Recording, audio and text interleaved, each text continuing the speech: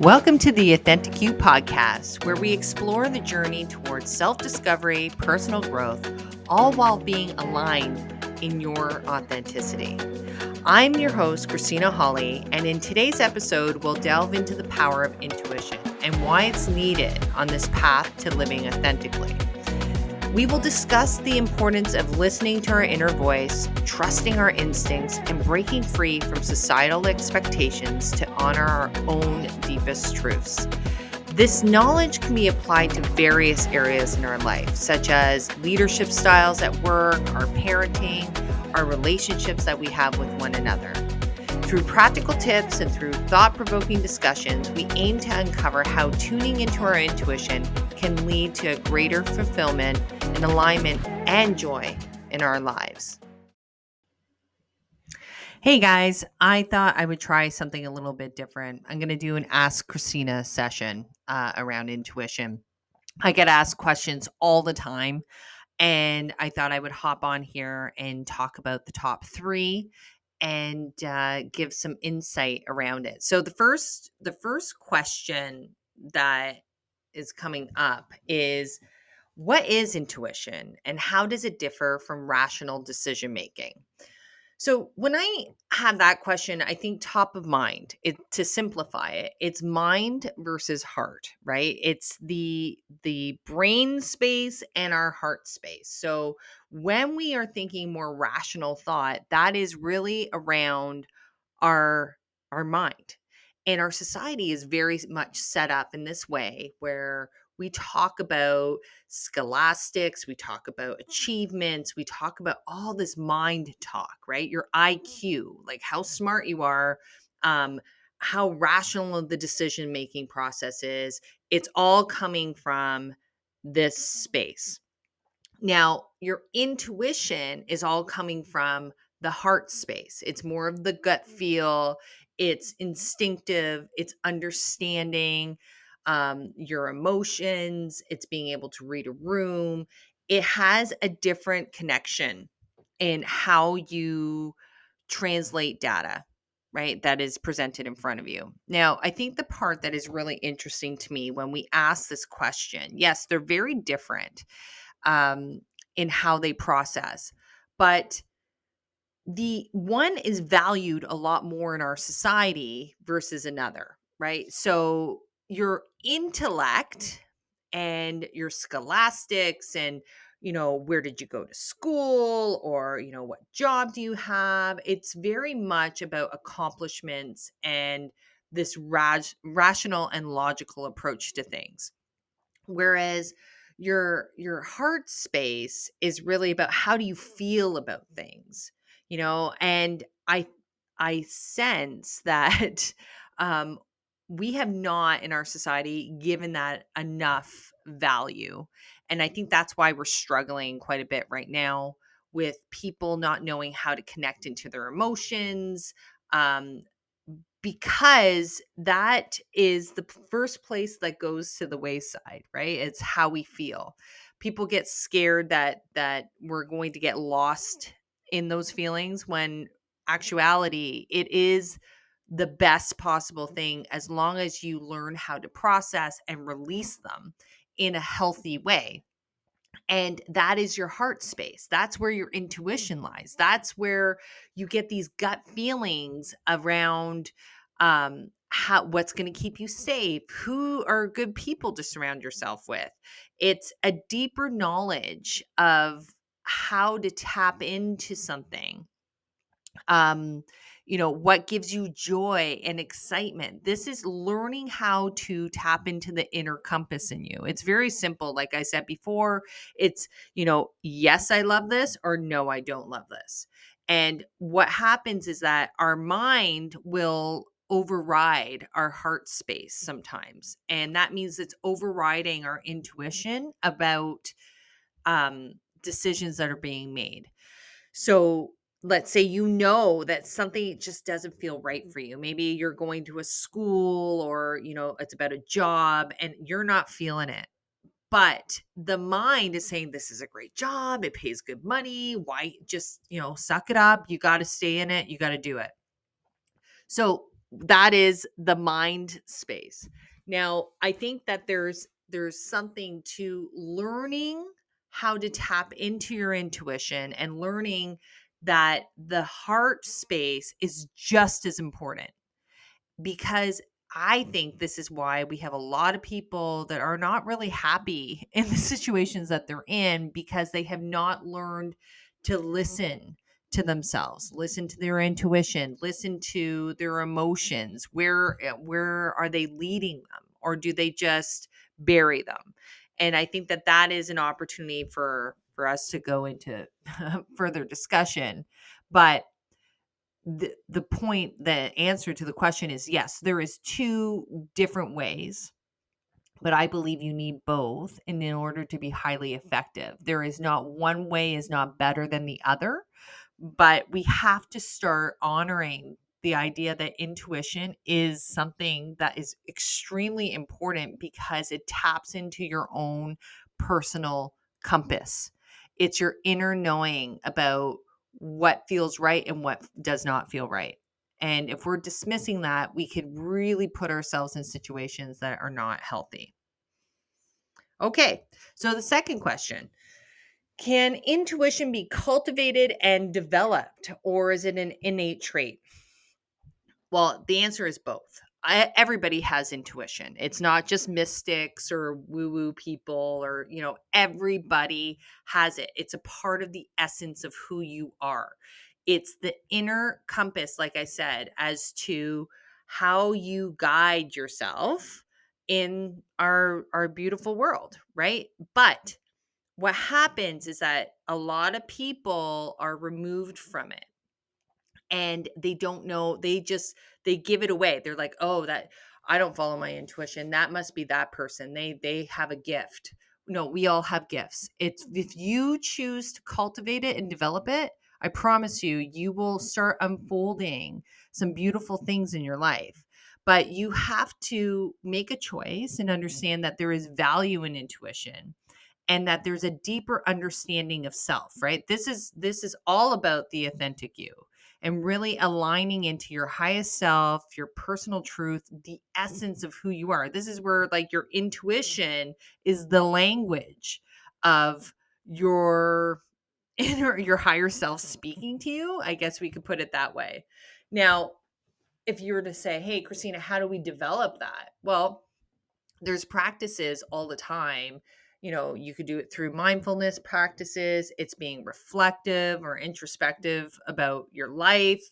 It's journaling, journal. It's a big one. It's looking for signs and really understanding there's signals, right? Listen to how your body responds to certain situations, to people, places, things. There will be things that are more inclined to spark you. Well, that says a lot. Like, you should probably be digging into that a little bit more and sharpening those skills. Now, you have to trust the process. You have to make a commitment. I know for myself now, I can openly speak about intuition. I was very mind focused, if you would say, or very masculine focused before. Intuition is more in the realm of feminine energy.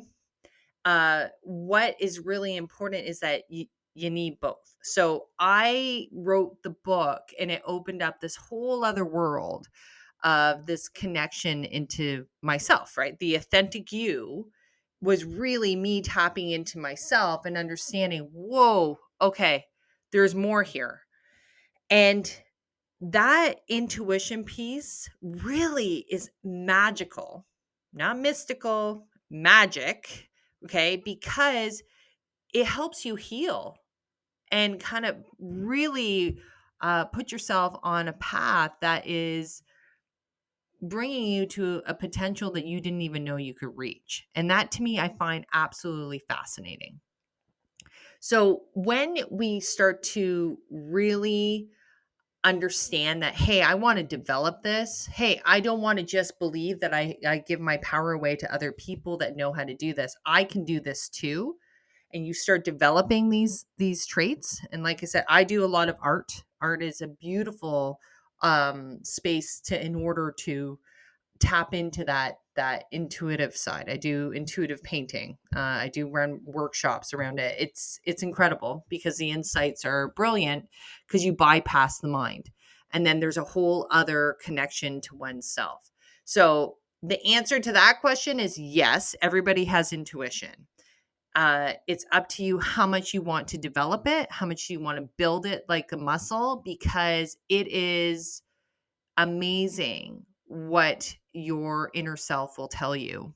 Instead of going to other people and giving your power away, you actually start to reconnect with yourself and tap into your intuition. Okay. The last question here I have is, how reliable is your intuition as a guide in decision making in various contexts, like in business, relationships, and creative endeavors?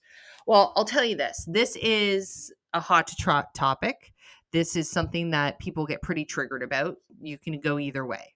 But from my perspective, your intuition is extremely powerful. Um, in many things. I think it's more around your connections, your relationships, your feelings about situations. I think that that is really important. It teaches you how to adapt, how to pivot, how to build resilience because you're starting to believe in yourself on a deeper level. It's not the external. Now, from a business perspective, I'll say that, we always have to look at our data, our facts, all that stuff, the logical stuff. But I think in order to be highly effective in your life, business, I'm doing because of business background, but like it could be anywhere in your life. You need both. You need both. So as you start building momentum, as you learn to trust yourself on a deeper level, then you can actually start pairing in the data and see if it makes a lot of sense. I think if you're doing one or the other, I think, you could end up down a bit of a rabbit hole. But if you have the pairing, this is my goal, is for people to understand integrating your truest self with your outside surroundings or whatever. This is where magic happens. This is where you have highly effective leaders that come into place. They lead with heart and compassion, but yet they still get results and can drive a vision. That is extremely powerful. And I think we need that in our life. You cannot just be operating on one side. Um, because I think that, let's do it this way. If I'm just one-sided and I'm only being logical and I'm not connected, it can come across cold and not caring or compassionate. And if I do the other side, it could come across as, overbearing and over emotional. So I think it's really something to realize that you need the combination of both to be highly effective in your decision making. This is where we really need to start doing a little more work around that in all parts of our life. That when you are feeling something, there's a reason why you're feeling it. Now, what we need to do is teach leaders to be able to manage that and deal with it very quickly. But when we don't, we block it, and then it ends up piling up, and it can actually have, negative impact on how it rolls out. Either an individual will shut down or they may become extremely explosive, and you don't want that. So the goal is to try and get people to be in tune with themselves, to be connected enough. They can listen to their intuition. They understand their emotions, that they can process them quickly and be able to move to the next place. And when you do that, it's quite powerful, because remember, your emotions also carry like creativity, passion, innovation. They carry all the good stuff, but you have to be able to manage through some of the more difficult emotions that we don't typically talk about in order to get there and be highly effective. So remember that intuition, we all have it. It's not only a select few, everybody has it. But that means you have to drop more into your heart space than you are in your mind in order to nurture that. And I want you to think about it today. Think about situations where you just had a feeling about something. You had a feeling about, ooh, I shouldn't really get into this business deal with this person. Or you had a feeling like I should not go down this alley. You had a feeling about this person who is saying that they're your friend, but they're not. That is your intuition working its magic. And have you ever, I'll take it further, have you ever been in a situation where you didn't listen to it? You're like, why didn't I listen to that? So I'm here today to kind of remind you that intuition is a huge part of your growth. It's a huge part to lean into, and don't dismiss it. It's not only a mind game. So you need both. So if that resonates with you, give me a follow, because I'll be sharing more tips in how to develop your intuition, why it's important, how to develop your emotional intelligence, how to connect in so you can show up as a fully integrated person, and you can do some really great things in this world when you do that.